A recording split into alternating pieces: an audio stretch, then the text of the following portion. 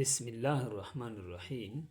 قدرمند جریر بن عبدالله رضی الله عنه فرمایی نبی علیه الصلاة والسلام یه ورځ مو ته یو کاس ورولږه. جریر رو وبوله. به نبی علیه الصلاة والسلام فرمان بونه زه د رسول پاک علیه السلام په خدمت اقدس شه حاضر شل. رسول پاک علیه السلام ډېر خوږ مجلس و. نبی علیه السلام مبارک سره زه کښېنستل. مو ته ویل جریره په کوم نیت باندې روللې؟ مو ورته یا رسول الله د اسلام او د ایمان په نیت باندې رولل. یا رسول الله مسلمانېږه. نبی علیه الصلاة والسلام خپل صحابه ته وویل او صحابه کرامې چې کله هم تاسو ته د کوم بهترین با اخلاقه با کرداره کس رو دریمی د یکی اکرام و عزت کوي لکه څرنګه نن تاسو د جریر بن عبدالله اکرام و عزت وکړه.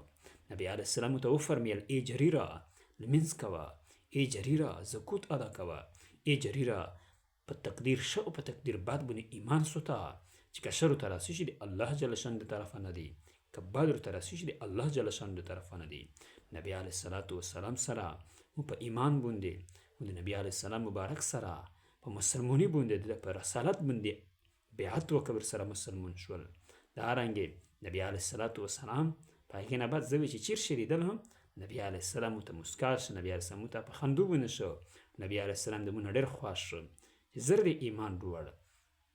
مطلب ډېر دولی دیلی د نه وکړل، څرنګه په تو باندې دعوت پیش شو، څرنګه په تو باندې مطلب اسلام پیش شو، فورا تو لبیک وویل.